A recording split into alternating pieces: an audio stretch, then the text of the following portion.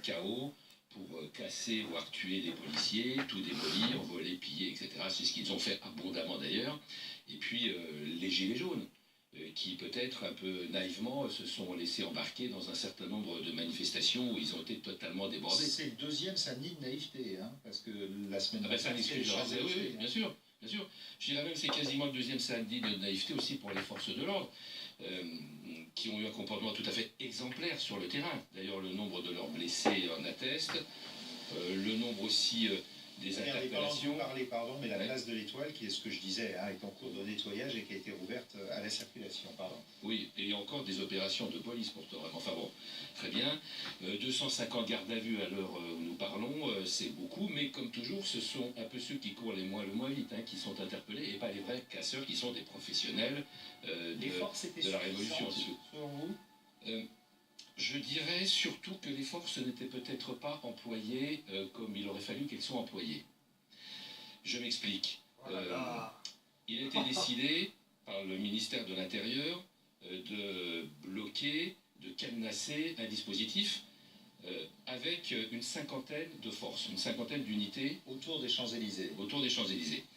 Le problème, me semble-t-il, un des problèmes qui se pose, c'est que sur ces 48 unités exactement qui ont été engagées, il n'y en avait que 7 en maintien de l'ordre. Les autres étaient en bouclage du dispositif. Bouclage du dispositif donc aussi, statique, à Matignon, à l'Élysée, tout autour des Champs-Élysées, et qui n'ont pas eu à affronter quasiment les manifestants. Ce sont donc toujours les quelques unités seulement que vous avez vues en maintien de l'ordre.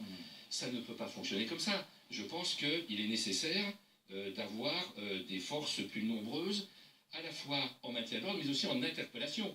Je pense qu'aujourd'hui, notre dispositif, notre stratégie de maintien de l'ordre, qui est de maintenir les manifestants à distance, ça a toujours été la stratégie de la police depuis des siècles, j'allais dire, enfin en tout cas depuis des décennies, n'est plus valable quand on a affaire à des casseurs. Quand on a affaire à des casseurs, on va faire des interpellations au milieu des manifestants avec beaucoup de difficultés, je ne le sous-estime pas, mais avec des bacs escortés par des équipes qui vont vers les manifestants et qui les interpellent, parce que sinon on n'interpelle que ceux qui courent le moins vite, encore une fois, les pauvres types qui n'arrivent pas, qui ne comprennent pas ce qui se passe, les casseurs. Alors sont les professionnels, donc je dis que la stratégie du ministère de l'Intérieur n'était pas la bonne. Pascal Bitopanelli, spécialiste sécurité, qu'est-ce que vous répondez à ça?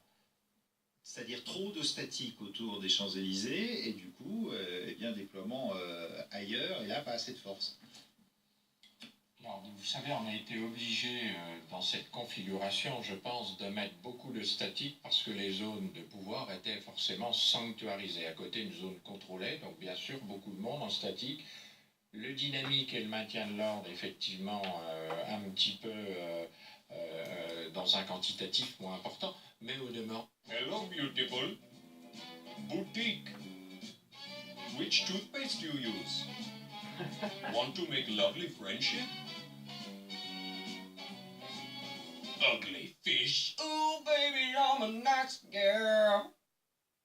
Oh, can't you see? Oh, baby, that I'm a nice girl. You gotta send nudes to me. Abby. I hate you so much. You'll die alone if you keep being a virgin nun. That's serious. Girl,